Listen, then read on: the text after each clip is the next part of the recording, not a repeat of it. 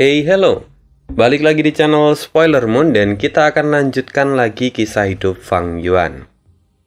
Di part sebelumnya diceritakan bahwa penyerangan ke tanah terberkati Yulu telah berakhir dengan kegagalan. Namun meski begitu, bukan berarti Fang Yuan tidak mendapatkan keuntungan sama sekali. Karena melalui perjalanan ini, Fang Yuan telah berhasil menegaskan dirinya di depan Hiu Setan dan rekan-rekan yang lain. Karena itu, pandangan Hiu Setan pada Fang Yuan pun menjadi lebih baik. Tentu, nilai Fang Yuan di mata Hiu Setan tidak lebih tinggi daripada Tai Baiyun Seng. Tapi, ini lebih dari cukup untuk Fang Yuan saat ini. Dia bahkan mampu menggeser Bodan yang sebelumnya adalah ahli jalur kebijaksanaan kepercayaan dari Hiu Setan. Bagaimanapun, ini sudah jauh lebih dari cukup untuk Fang Yuan. Lalu, kita akan sambung lagi kisah hidup Fang Yuan di part 182. Setelah keluar dari tanah terberkati Yulu, Fang Yuan dan Tai Baiyun Seng disambut baik oleh Hiu Setan serta istrinya. Mereka kini berada di kawasan Laut Hiu, tempat tinggal dari Hiu Setan. Lalu, malam ini mereka dengan sengaja diundang untuk melakukan perjamuan. Perjamuan malam ini berlangsung dengan sangat meriah dan menyenangkan tentunya. Suasananya sangat hangat dan banyak jamuan yang dihidangkan serta terasa sangat memuaskan. Hal ini menunjukkan bahwa Fang Yuan itu sudah diterima oleh Hiu Setan. Bahkan di dalam prosesnya, Hiu Setan itu dengan aktif memulai obrolan dengan Fang Yuan. Seolah Hiu Setan itu memang sedang mencoba membangun chemistry di antara mereka. Membangun hubungan lah gitu. Jadi malam itu suasananya jauh lebih mencair dan tidak canggung. Kemudian, di tengah diskusi, Hiu Setan juga memamerkan koleksinya. Dia memiliki berbagai macam hiu dari berbagai tingkatan. Menurut istrinya, Su Baiman, Hiu Setan memang sering melakukan ini saat menyambut para tamu.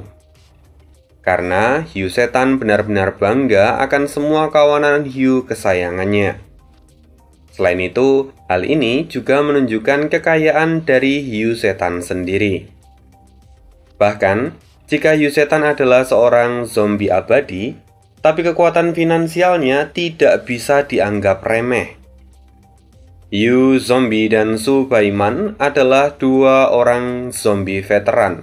Mereka memiliki banyak koneksi, dan tingkatan di aliansi zombie pun mereka ada di jajaran yang teratas. Hal ini juga menjelaskan kenapa Hiu Setan bisa memiliki kesempatan untuk menaklukkan tanah terberkati Yulu.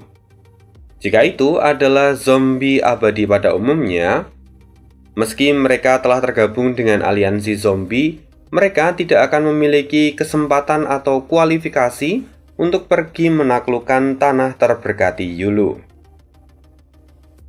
Kemudian, di tengah perbincangan yang hangat itu, Hiu Setan berkata, "Bagaimana menurut kalian tentang peliharaanku?" Fang Yuan segera menyanjung. Sungguh luar biasa. Hiu-hiu ini hidup dengan sangat energik. Mereka telah dibesarkan dengan sangat baik. Saya tadi bahkan menemukan 1 hingga 2 hiu di tingkatan binatang buas kuno. Tai Baiyun Seng pun mengangguk. Dia berkata, "Memang, tidak heran kalau Laut Timur itu dikenal dengan wilayah yang memiliki sumber daya yang paling melimpah.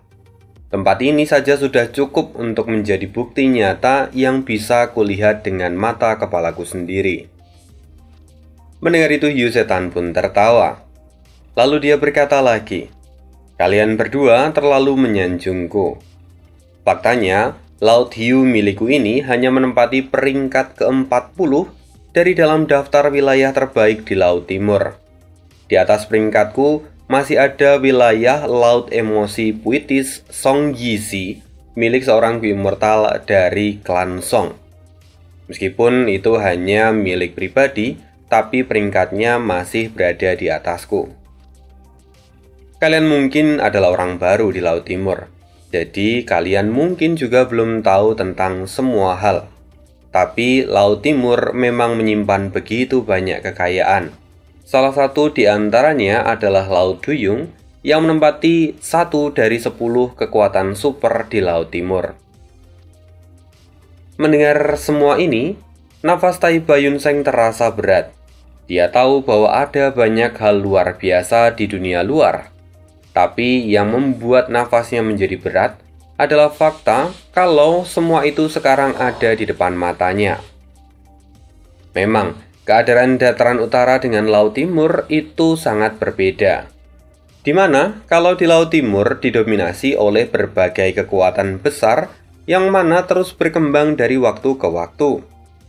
Sementara basis dari dataran utara sendiri pada mulanya ada pada The Great Sun, yang mana dia dengan sengaja membuat pengaturan untuk memperkaya keturunannya sendiri. Maka kekuatan ataupun bakat yang berkembang di sana hanyalah mereka yang memiliki garis keturunan Huang Jin. Sementara kekuatan lainnya akan cenderung ditekan. Entah berapa banyak jenius yang ada di dataran utara dan berakhir mengenaskan karena semua pengaturan ini. Tentu imbasnya, perkembangan dari Laut Timur itu menjadi jauh lebih tinggi dibandingkan dengan dataran utara. Hal ini juga cukup menjadi alasan kenapa kemudian orang-orang dari benua tengah menyerang dataran utara terlebih dahulu, selain untuk mengambil kekayaan yang telah dikumpulkan oleh The Great Sun melalui Gedung 88 yang, selain itu, semua dilakukan karena kekuatan di dataran utara itu masih relatif lemah dibandingkan dengan ketiga wilayah yang lain. Nah, menyadari semua ini, Taiba Yunseng kini menghela nafas panjang sambil berkata, "Dunia memang sangat luas. Laut Timur juga sangat luar biasa dengan segala kekayaan dan kekuatan yang tak terhitung jumlahnya. Sekarang aku merasa betapa tidak berartinya kejayaan kami di masa lalu." Sementara itu, Fang Yuan sendiri yang sebelumnya mendengar tentang Laut Duyung langsung teringat akan sesuatu di kehidupan sebelumnya. Obrolan terus berlanjut. Dan singkat cerita, sesi makan malam pun telah berakhir. Yu Setan kemudian berkata pada mereka, "Karena ini adalah pertama kalinya kita bertemu, aku telah menyiapkan beberapa hadiah kecil. Jadi mohon terimalah." Pemberian ini jelas merupakan cara Yu Setan untuk menegaskan dan mengikat hubungan di antara mereka. Karena itu, Fang Yuan tidak merasa sungkan dan langsung menerimanya. Kemudian Fang Yuan berkata, "Jika itu adalah keinginan dari Tuan Yu Setan, maka saya akan berterima kasih dan menerima hadiah ini." Mendengar itu Yu Setan pun tertawa. "Bagus, aku suka sifat kalian. Tapi untuk hadiah yang telah kusiapkan, kalian masih harus menangkapnya sendiri." "Oh, sepertinya ini akan menarik," kata Fang Yuan dengan wajah penasaran. Jadi hadiah yang disiapkan oleh Yu Setan ini bukan dalam bentuk barang yang bisa langsung diberikan, melainkan kalau Fang Yuan ingin mendapatkan hadiah itu, dia harus menangkapnya sendiri. Setelah itu, Su Baiman mulai menjelaskan, "Mungkin kalian berdua belum tahu bahwa suamiku ini jarang mengundang tamu ke tempat ini. Ketika dia mengundang tamu ke tempat ini, maka dia pasti akan menghadiahkan hiu peliharaannya. Dengan satu syarat, tamu itu harus bisa menangkapnya sendiri. Berapapun jumlahnya itu tidak menjadi masalah. Selama kalian bisa menangkapnya dengan kedua tangan kalian, itu sudah lebih dari cukup. Namun, waktu yang kalian miliki hanyalah 7 menit. Kalian bisa melakukan kapanpun ketika kalian siap." Mendengar ini, Fang Yuan kembali teringat ingatan di kehidupan sebelumnya, di mana itu adalah sebuah tradisi yang dilakukan oleh Su Xingbo. Su Xingbo sendiri adalah penguasa Laut Hiu setelah kematian Yu Setan dan Su Baiman. Sekarang Fang Yuan akhirnya mengerti bahwa ternyata kebiasaan ini bukanlah lahir di era Su Xingbo, melainkan sudah ada sejak era Hiu Setan sebagai penguasa dari Laut Hiu. Jelas ini adalah tawaran yang sangat menarik. Fang Yuan pun tergoda. Tapi sayang, jenis hiu incaran Fang Yuan itu sangat sulit untuk didapatkan. Apalagi ada batas waktu yang hanya 7 menit. Fang Yuan kemudian memilih untuk menyerah saja. Karena itu, Fang Yuan kemudian memutuskan untuk membantu Tai Baiyun Seng. Tapi sayangnya, hiu incaran Tai Baiyun Seng pun sangat sulit untuk ditangkap. Pada akhirnya, mereka berdua pun menyerah dan tidak menangkap seekor pun. Lalu setelah itu, mereka pun berterima kasih pada Hiu Setan dan kemudian pamitan. Mereka pergi meninggalkan Laut Hiu, menuju tempat persembunyian dari Tai Baiyun Seng. Kemudian setelah kepergian Fang Yuan dan Tai Baiyun Seng, Hiu Setan dan Su Baiman memulai perbincangan serius di antara mereka. Dalam perjalanan kali ini ada banyak kejutan pada diri mereka. Pada mulanya mereka sendiri tidak terlalu berharap pada Fang Yuan. Namun setelah melihat kemampuannya, mereka pun ikut terkesan. Sayangnya, Hiu Setan sendiri punya pandangan yang kurang menyenangkan pada Fang Yuan. Dia tahu bahwa di balik sikap rendah hati yang Fang Yuan tunjukkan, ada kesombongan yang sangat mendalam. Bahkan, dia sendiri tahu kalau Fang Yuan dengan sengaja menjatuhkan Bodan saat berada di tanah Yulu.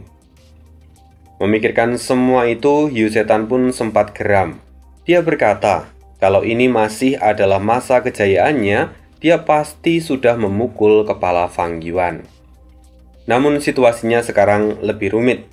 Jadi, Hiu Setan tidak bisa bertindak sembarangan. Hiu Setan tahu bahwa Fang Yuan itu jauh lebih berbahaya dan berbisa. Dia bahkan merasa sulit untuk mengatasi Fang Yuan. Tapi, fakta bahwa mereka saat ini membutuhkan Fang Yuan itu membuat mereka harus membangun hubungan yang positif dengan Fang Yuan.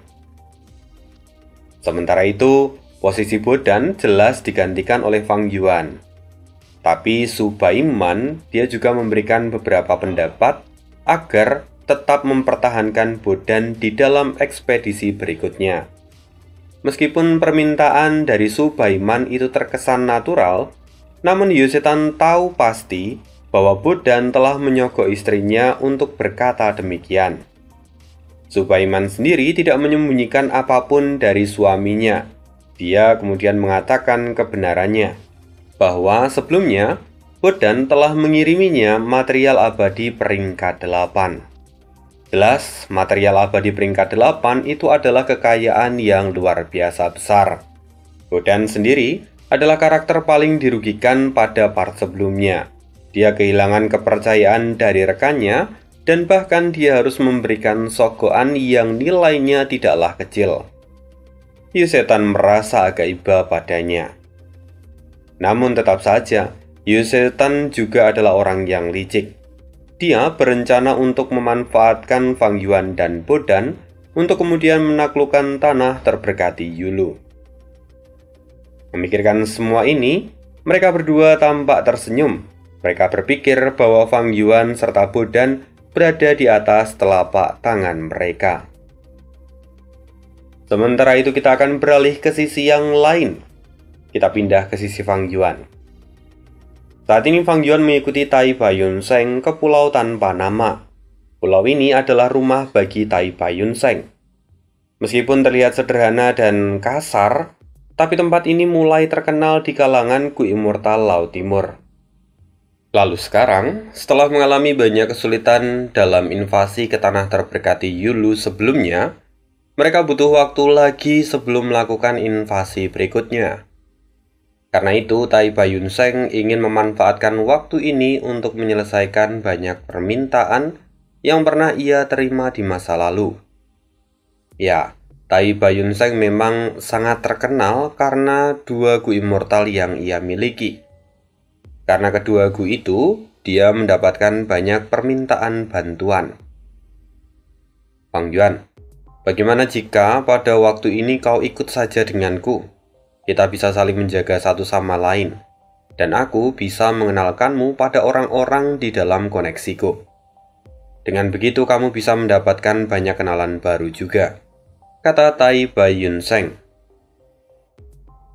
Itu memang saran yang bagus, tapi Old Bai, lebih baik orang lain tidak tahu tentang hubungan kita. Karena aku sudah punya rencana yang mungkin akan membuatmu kerepotan jika sampai kamu terlibat dalam masalahku kali ini, kata Fang Yuan. Bukannya kau ikut dalam perjalanan ini karena kau ingin membangun hubungan dengan aliansi zombie Laut Timur? Tanya Tai Baiyun Seng yang merasa bahwa Fang Yuan akan membuat onar lagi. Tapi Tai Baiyun Seng memang sudah sangat terbiasa dengan tindakan Fang Yuan. Jadi dia bahkan bisa menduga hal ini sebelum terjadi. Tai Baiyun Seng berkata lagi dengan sedikit cemas, Fang Yuan, kau tidak boleh bertindak sembarangan di sini. Apa yang kau rencanakan sekarang? Oh kakakku yang baik hati, kau tidak perlu khawatir. Aku melakukan ini justru agar aku bisa bergabung dengan aliansi zombie Laut Timur, kata Fang Yuan yang mencoba menghibur. Jangan panggil aku kakak. Aku tahu bahwa pemahaman kita jauh berbeda.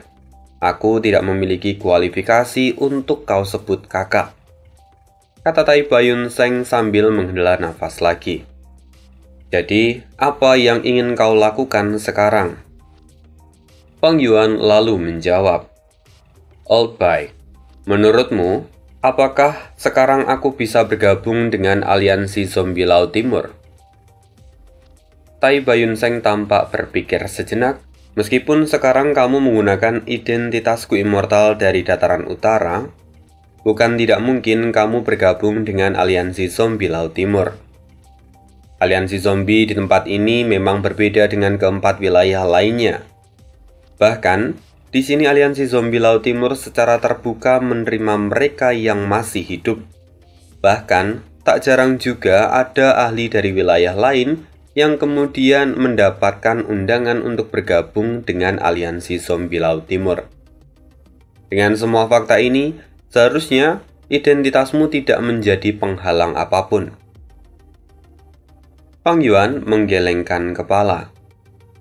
Tidak, semua tidak semudah yang kamu bayangkan, Old Bai.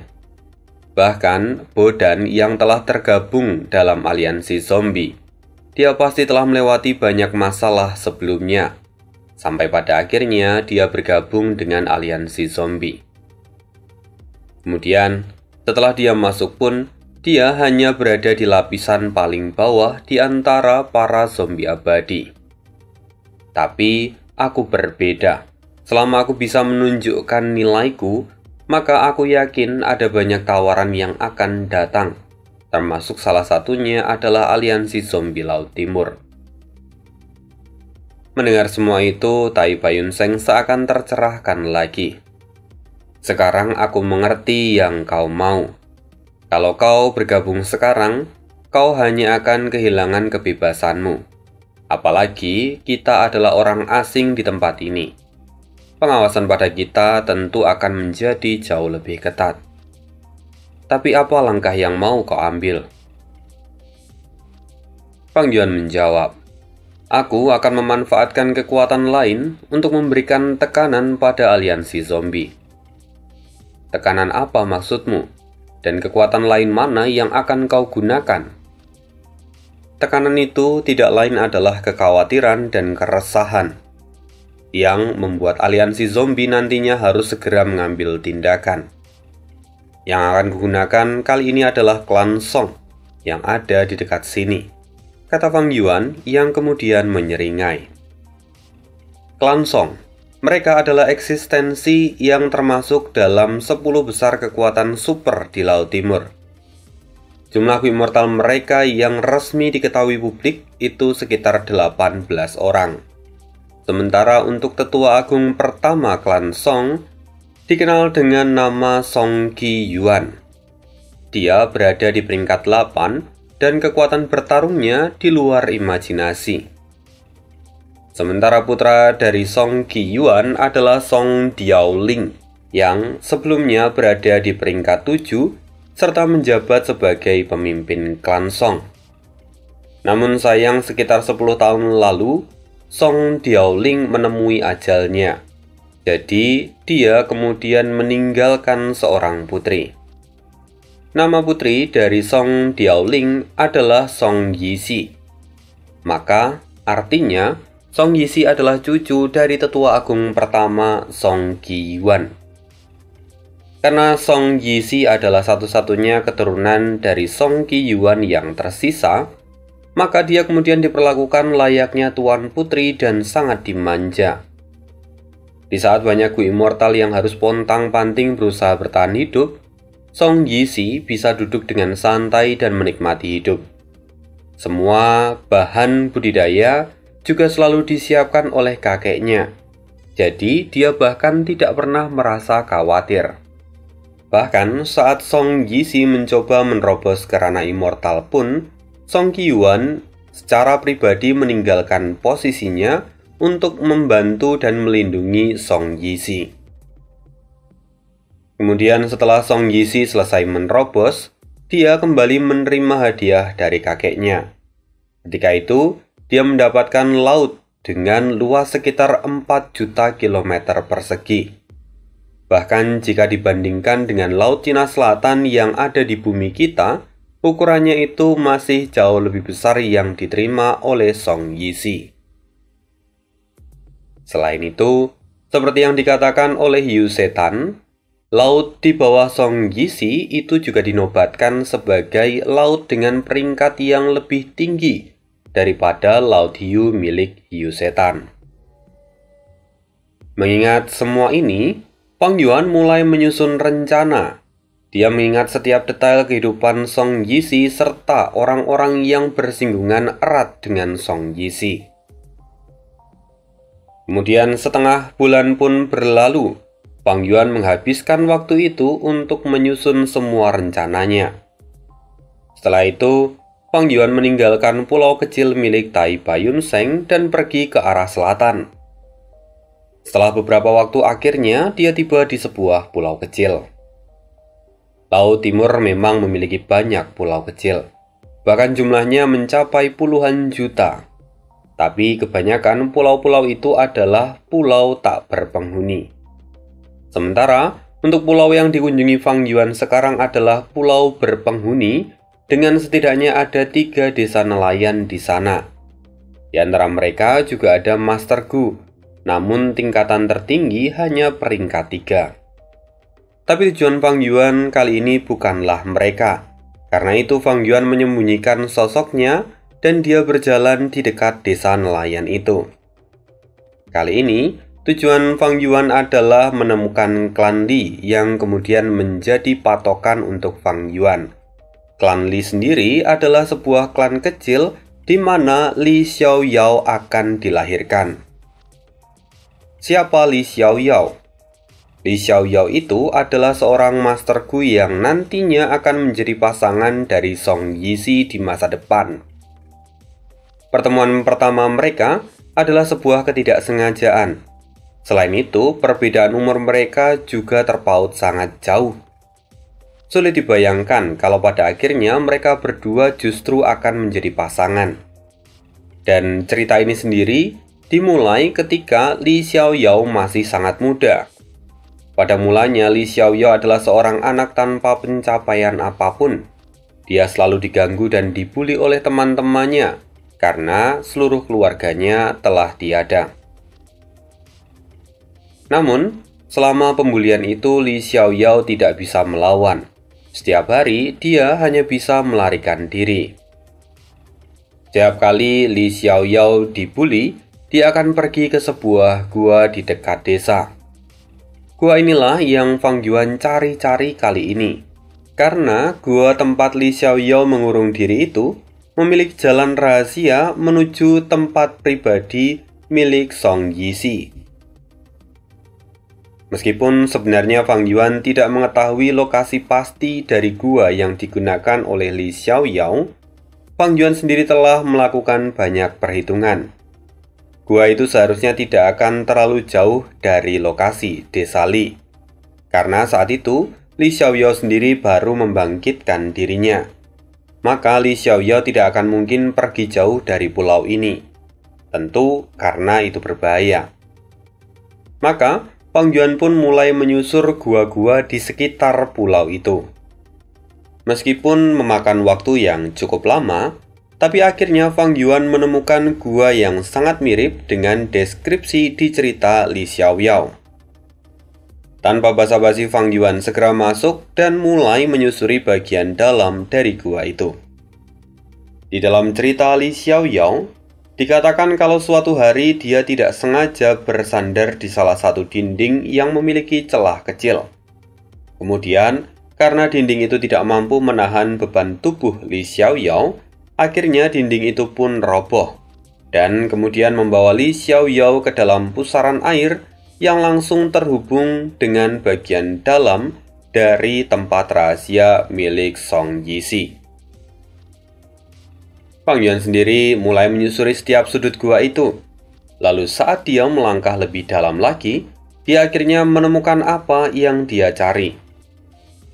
Fang Yuan kemudian mendorong dinding itu dan segeralah terbuka ruang kosong dengan lubang besar yang ada di bawahnya. Fang Yuan sendiri tampak menyeringai. Dia tahu inilah yang sedang ia cari. Jadi tanpa ragu, Fang Yuan kemudian melompat ke dalam lubang itu. Kemudian, setelah jatuh untuk beberapa waktu, akhirnya Fang Yuan sampai di sebuah ruangan yang cukup luas dengan sebuah kolam di bagian tengahnya. Kolam ini cukup unik karena ada pusaran air dengan arus yang sangat besar. Lagi-lagi tanpa pikir panjang, Fang Yuan melompat masuk ke dalam pusaran air itu. Fang Yuan seolah ditelan oleh pusaran itu. Dia sama sekali tidak melawan. Kemudian, Fang Yuan melesat keluar dari pulau kecil itu dan melewati arus bawah laut yang kuat. Pusaran ini membuat Fang Yuan melesat lebih cepat daripada peluru, sampai setelah beberapa saat, akhirnya dia keluar lagi di sisi yang lain. Kali ini, landscape pemandangan di depan mata Fang Yuan sudah berubah drastis, di mana tempat ini seperti gunung api bawah laut dengan sungai lava yang mengalir jauh di depan matanya. Meskipun tempat ini benar-benar misterius, tapi Fang Yuan tahu bahwa inilah tempat yang ia tuju. Lalu, Fang Yuan mulai berkeliling sambil menyembunyikan hawa keberadaannya. Sementara itu, di saat yang sama, seorang gadis muda dengan paras yang sangat cantik, kini dia justru tampak kesal. Gadis itu tidak lain adalah Song Yixi. Dia baru saja mengalami hari yang buruk hari ini. Parasnya yang cantik itu membuat dia disebut sebagai salah satu dari 6 wanita tercantik di Laut Timur. Karena itu, setiap hari laki-laki datang dari berbagai tempat dan mencoba untuk mendekatinya. Mereka semua sudah seperti lalat yang berterbangan. Hal inilah yang membuat Song Yixi kemudian menjadi kesal. Saat ini, Song Yixi sangat ingin untuk menenangkan pikiran. Karena itu, dia kemudian pergi ke tempat tersembunyi miliknya. Dia kemudian masuk ke dalam gunung api bawah laut. Dan rupanya di sana sudah ada sebuah pengaturan yang membuat tempat itu kedap air. Dan di bagian tengah juga terdapat pemandian air panas. Song Yixi tidak membuang waktu. Dia langsung melepaskan pakaiannya dan kemudian berendam. Setelah merasakan kehangatan di seluruh tubuh, Song Yixi menjadi jauh lebih tenang. Tapi sayang sekali, semua itu tidak berlangsung lama. Sebuah seringai muncul dari balik kegelapan. Dia bergumam, "Sudah waktunya." Tiba-tiba auranya merembes keluar dari balik bayangan itu. Merasakan ada aura orang lain, Song Yixi terkejut dan wajahnya pun menjadi pucat. "Siapa di sana?" Song Yixi penuh amarah. Lalu dari balik bayangan, suara Xing Xiangzi alias Fang Yuan itu terdengar. "Tunggu, tidak, Ini adalah kesalahpahaman. Ini hanya sebuah kesalahpahaman. Akhirnya Fang Yuan menunjukkan dirinya dengan penampilan Xing Xiangxi yang tua. Melihat keberadaan dari Fang Yuan, Song Yixi menjadi panik. Fang Yuan tahu dan segera melambaikan tangannya. Tunggu, saya bisa menjelaskan ini. Ini hanya sebuah kesalahpahaman. Tolong, Anda harus mendengarkan penjelasan saya. Bajingan mesum! Song Yixi langsung berteriak dengan penuh amarah. Kemudian serangkaian gu berkumpul di tangannya dan membentuk sebuah ikatan. Gerakan pembunuh Streamfill. Lalu segera uap air berkumpul dan membentuk kumpulan air yang dengan cepat menyatu. Lalu kemudian sosok wanita berkerudung yang terbentuk dari kumpulan air pun terwujud. Wanita itu kemudian mengulurkan lengannya dan segera memanjang. Lengan itu hendak menangkap Fang Yuan. Fang Yuan tahu bahwa serangan ini adalah metode penangkapan. Maka ini akan menjadi sulit kalau dia sampai tertangkap. Fang Yuan segera membalas gerakan itu dengan menggunakan gerakan pembunuh dari jalur bintang. Namun, sayangnya gerakan pembunuh yang Fang Yuan gunakan tidak memberikan efek yang besar. Fang Yuan segera menghindari serangan itu dan dengan cepat menggunakan gerakan pembunuh dari jalur bintang yang lain. Pelarian api bintang. Tubuh Fang Yuan segera terbakar oleh api biru, dan kemudian dia melesat seperti kilat. Berhenti, jangan pikir kau bisa lolos hari ini. Song Yixi segera menutup jalur pelarian Fang Yuan. Tapi, Fang Yuan dengan cepat menghindar, dan dia keluar dari gunung api bawah laut itu. Song Yixi semakin marah, dia segera mengenakan pakaiannya dan mengejar Fang Yuan.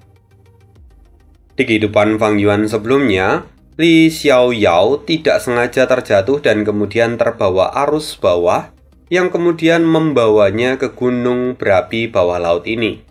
Ketika itu, Li Xiaoyao masih sangat muda, tampan, dan dia tidak memiliki kekuatan untuk lepas dari Song Yixi. Karena itu, pada akhirnya Song Yixi menangkap Li Xiaoyao, dan dia lebih bisa mengontrol emosinya. Namun kali ini sungguh berbeda, karena Fang Yuan menggunakan penampilan orang tua yang jelas memancing kemarahan dari Song Yixi. Selain itu, karena Fang Yuan juga bisa melarikan diri, ini justru semakin membuat Song Yixi menjadi semakin marah. Dia langsung mengejar Fang Yuan. Fang Yuan sendiri sudah memperkirakan semua ini pasti akan terjadi.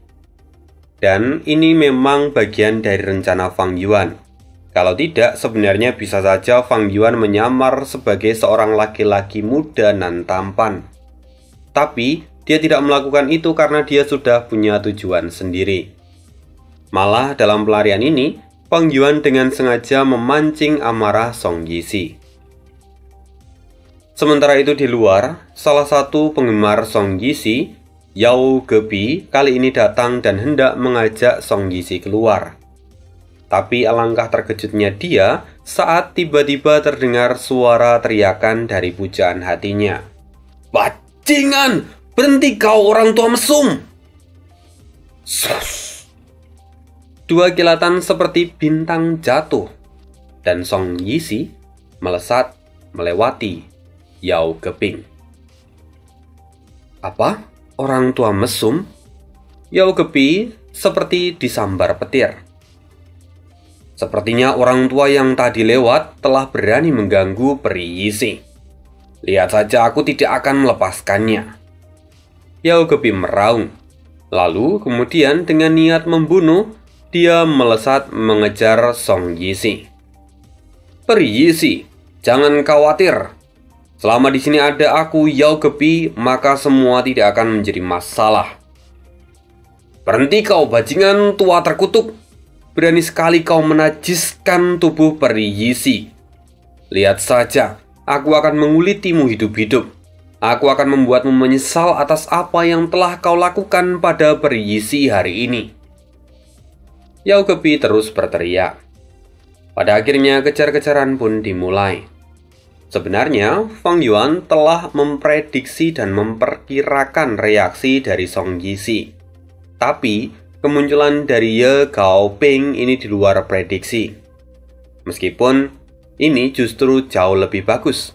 Apalagi melihat temperamen dari Yao Gebi yang meledak-ledak itu membuat semuanya berjalan lebih mulus. Dan benar saja, teriakan dari Yao Gebi benar-benar memancing perhatian banyak orang. Sementara Song Yixi sendiri semakin malu. Bagaimana tidak, setiap kata-kata yang diucapkan oleh Yao Gebi benar-benar dilebih-lebihkan. Padahal Fang Yuan itu hanya melihat tubuh telanjang dari Song Yixi. Namun sekarang, semua orang justru berpikir kalau Fang Yuan telah meniduri Song Yixi. Lalu kemudian di tengah kejar-kejaran itu, Song Yixi ataupun Yao Gebi silih berganti melepaskan serangan ke arah Fang Yuan. Namun Fang Yuan benar-benar seperti belut yang licin. Dia sungguh menunjukkan kemampuan terbangnya yang luar biasa. Selain itu, sebenarnya yang tidak diketahui oleh dua orang ini, Fang Yuan itu bisa melarikan diri dengan sangat mudah. Dengan pencapaian terbang di tingkat kuasi Grandmaster, lepas dari mereka berdua itu bukan suatu masalah untuk Fang Yuan. Tapi lagi-lagi dia punya tujuan. Karena itu dia melakukan ini. Alih-alih meninggalkan keduanya, kini Fang Yuan justru melambat. Lalu terkadang Fang Yuan juga mengubah arahnya. Dia masuk ke dalam awan dan bahkan menyelam di lautan. Hal ini membuat Song Yixi semakin marah. Dia merasa seolah-olah dia sedang dipermainkan. Sementara Yao Gebi, meski dia adalah Gu Immortal, tapi dia sama sekali tidak memiliki Gu Immortal di tubuhnya. Karena itu, semua gerakan pembunuh yang ia miliki hanyalah tingkat fana. Kemudian, karena kebisingan pertarungan ini, banyak mata yang kemudian mulai tertarik.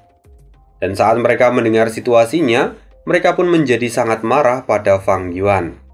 Lalu pada akhirnya beberapa Gu Immortal peringkat 6 mulai ikut mengejar Fang Yuan.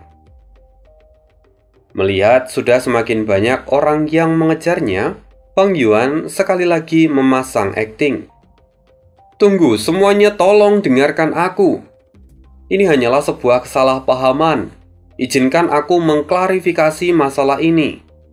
Aku benar-benar tidak sengaja memasuki kedalaman gunung berapi bawah laut itu.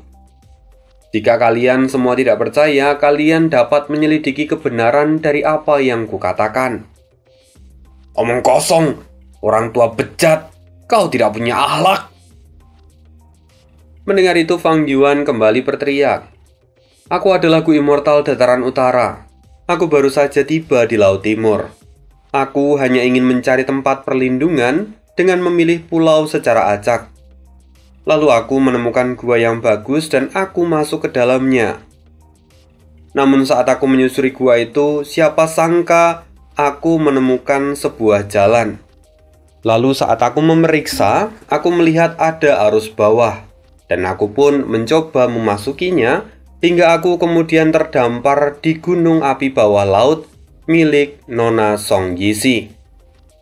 Aku berani bersumpah akan hal itu.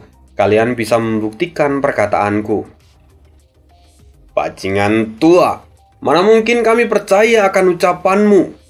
Kau benar-benar mesum, tidak tahu diri, teriak para pengejar. Tapi Fang Yuan berkata lagi, jika aku memang mau berbohong, aku seharusnya bisa membuat alasan yang jauh lebih baik. Aku tidak perlu menyebutkan arus bawah. Karena kalau kalian memverifikasi apa yang kukatakan, kalian akan tahu kebenarannya. Karena itu tolong berhentilah mengejarku. Aku hanya tidak sengaja masuk ke sana. Dan aku hanya tidak sengaja melihat. Diam! Song Yixi akhirnya berteriak lagi. Jika kau memang tidak bersalah, maka berhentilah berlari. Aku akan menyelidiki semua yang kau katakan. Jika kau mengatakan yang sebenarnya, aku Song Yixi bersumpah tidak akan membunuhmu. Tidak, aku tidak mau. Apa kau pikir aku bodoh? Aku tahu bahkan jika kau tidak membunuhku, Kau bisa membuatku lumpuh dan cacat seumur hidup. Aku tidak bersalah. Aku bahkan tidak menyentuh sehelai rambutmu, teriak Fang Yuan sambil terus menjaga jarak. Tutup mulutmu, bangsat! Song Yixi tidak mau Fang Yuan mengucapkan apa yang ia lihat sebelumnya. Tapi Fang Yuan dengan cepat melanjutkan. Semakin kau melarang aku mengatakannya, semakin banyak yang akan kukatakan. Bagaimana bisa kau menjadi begitu sombong? Aku hanyalah seorang Master Gu dari dataran utara yang datang ke tempat ini untuk mencari nafkah. Apa kau pikir ini masalah yang mudah bagiku? Sial, aku hanya bernasib sial. Padahal aku hanya melihat tubuhmu sekilas saja. Mendengar itu tatapan Song Yixi semakin gelap. Dia terlalu marah sampai-sampai jantungnya berdebar dengan sangat cepat. Sepertinya aku mendengar bahwa ada hal yang menarik di sini. Tiba-tiba terdengar suara seorang wanita. Wanita itu juga merupakan seorang Gu immortal. Dia dikenal dengan nama wanita ular 7 laut, peringkat 7. Seorang Gu immortal tunggal dari jalur iblis.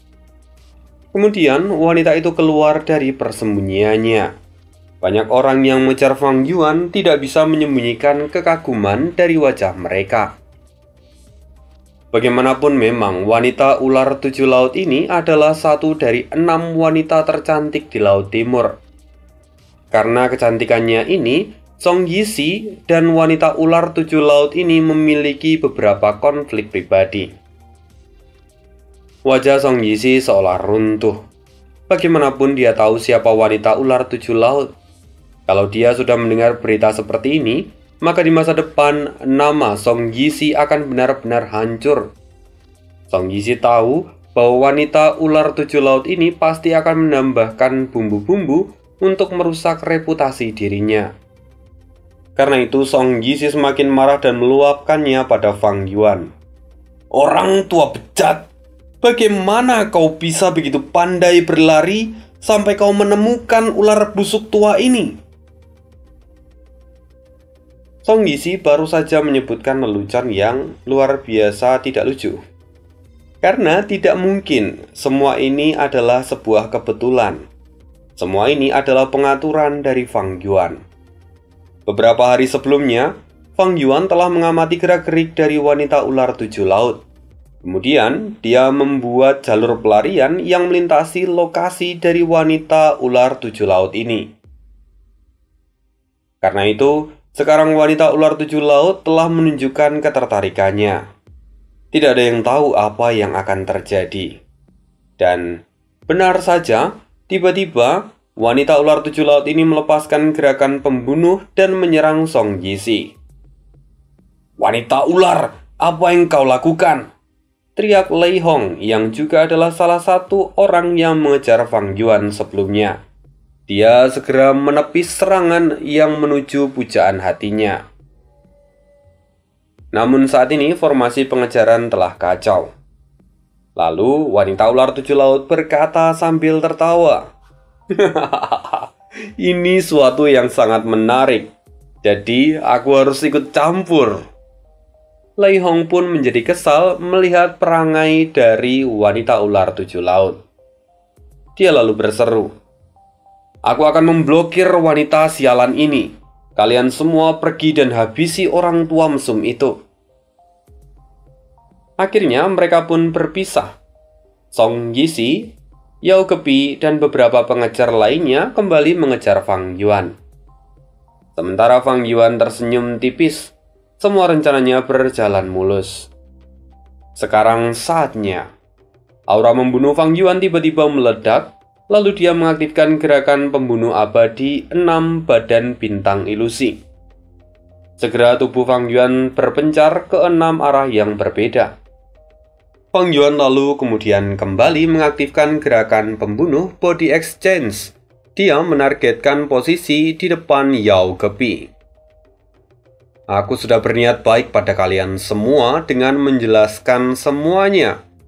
Tapi kalian tidak mau mendengarkanku. Jangan pikir kalau aku takut membunuh kalian. tiba-tiba energi Fang Yuan meledak saat dia menggunakan batu asah awan bintang. Yao Kebi tidak sempat bereaksi. Dia tersedot ke dalam batu asah awan bintang. Lalu dengan satu ayunan tangan, Fang Yuan memenggal kepala Yao Kebi. Ini peringatan untuk kalian. Fang Yuan tampak sangat mengintimidasi. Melihat semua ini, para pengejar terdiam. Bagaimanapun mereka hanyalah Gu Immortal peringkat 6, dan hampir semuanya tidak memiliki Gu Immortal untuk mengaktifkan gerakan pembunuh abadi. Karena itu pada akhirnya, mereka hanya bisa terdiam saat ini. Sementara itu, salah satu tubuh Fang Yuan sudah berada sangat jauh. Jadi Fang Yuan kembali menggunakan pertukaran tubuh ke tubuh yang terjauh itu. Fang Yuan dalam sekejap berhasil melarikan diri dengan selamat. Bahkan, dia mendapatkan tubuh Yao Kebi, seorang Gu Immortal peringkat 6 dari jalur kayu. Lalu dengan pengaturan jalur kebijaksanaan milik Fang Yuan, dia bisa menunda proses peleburan tanah terberkati Yao Kebi ke dunia. Dia segera membawa tubuh Yao Kebi menjauh dari sana. Setelah menemukan tempat yang sepi, Fang Yuan segera menggunakan gerbang bintang untuk menuju ke tanah terberkati Taibai. Lalu kemudian, dia melanjutkan perjalanannya menggunakan Gu Perjalanan Abadi ke ujung Laut Timur. Kemudian setelah hari itu, berita tentang Fang Yuan menyebar dengan sangat cepat ke seluruh Laut Timur. Bahkan identitasnya sebagai Xing Xiangxi langsung ditemukan oleh Gu Immortal yang lain. Alhasil, sekarang Xing Xiangxi telah menjadi buronan banyak orang di Laut Timur. Terutama bagi mereka yang merupakan pengagum setia dan orang-orang yang mau melamar Song Yixi. Nah, sekian dulu cerita hari ini. Kita akan sambung lagi kisah hidup Fang Yuan di part berikutnya. Terima kasih, see you again di next video dan bye.